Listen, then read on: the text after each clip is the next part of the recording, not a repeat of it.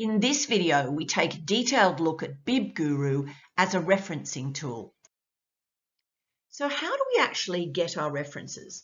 What can we use as something to assist us? Well, I think Bib Guru is a really good website. So you can go in as a guest and use it for free. If you do that, it is going to make you a references list, which I think is fantastic. But because you haven't signed up, it will delete your references after a certain number of days. So you need to copy and paste them to another document. You can obviously sign up and get a free account with them. And then that means that you'll be able to find your reference lists later. But anyway, you can certainly use it as a guest.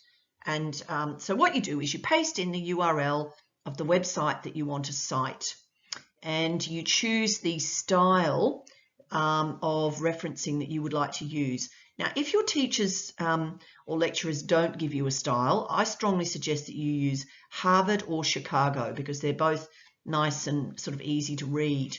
So anyway, choose the style, paste in the URL of the website that you want to cite.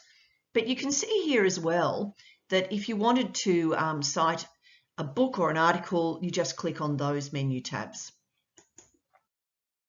So once you put that in, you'll get something that comes up, and then you click on Add, and that will add the resource to your references list. But it's important whenever you're using an online citation generator that you need to use your common sense, because you're usually going to need to make a few changes to your references list. It does a lovely amount of work for you, but you often have to go back to the website, check a few things and change a few things.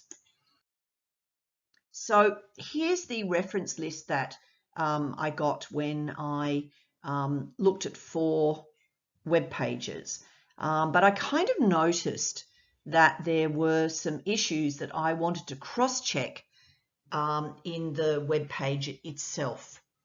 So let's have a look at the second reference, the second resource in the reference list. So I noticed that it said there was no author and no date. So I do want to go back and check that that's true. I noticed that it listed gov.au after the title snakes, and to me, I'm finding that too vague, and I would like to go in and find which organisation actually, which department actually published this snakes web page. In the third one down, which is under the red arrow there, I can see that Dr. Andrew Durso is listed there. It's actually a little bit confusing, because that was actually the name of that page. It was called Dr. Andrew Durso.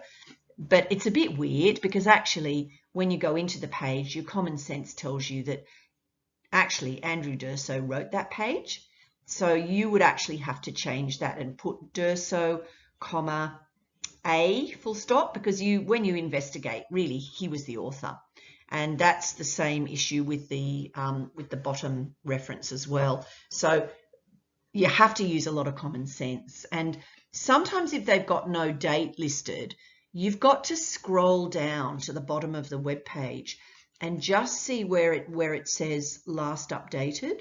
Because if they've got a little sentence down the bottom that says website last updated on whatever, you are actually allowed to put that in as the date that it was written. So that's what you've got to check for. You've got to scroll down and see if you can find a last updated mention. So when I went in to edit, I clicked on a little pencil, an editing pencil icon underneath, the one that the title that said snakes.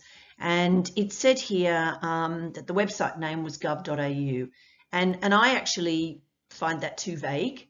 And I want to actually name the organisation that has created this website. So I went back to that web address and I saw that it's actually the Department of Planning, Industry and Environment. So I put that, I rubbed out gov.au and I put Department of Planning, Industry and Environment. So that's what I put in instead. And when I went back to that web page and I looked down the bottom, it was actually last updated in 2019. So I was able to add 2019 into the date box.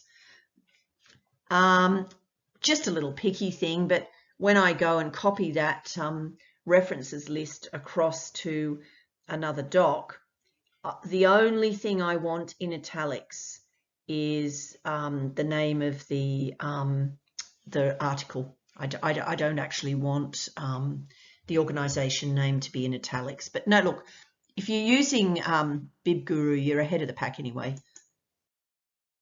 So when we look at the fixed up list, the first thing is that the list is in alphabetical order. The second thing is that Australian Snakes Image Gallery has been moved into the first position because we don't know the author. We didn't know the date, so we have to say no date. Looking at the second entry, we can see that Durso goes first because that's Andrew's surname. And looking at the third entry, we can see that the Snakes website had to go with its title because we don't know the specific author, but we do know which department published it.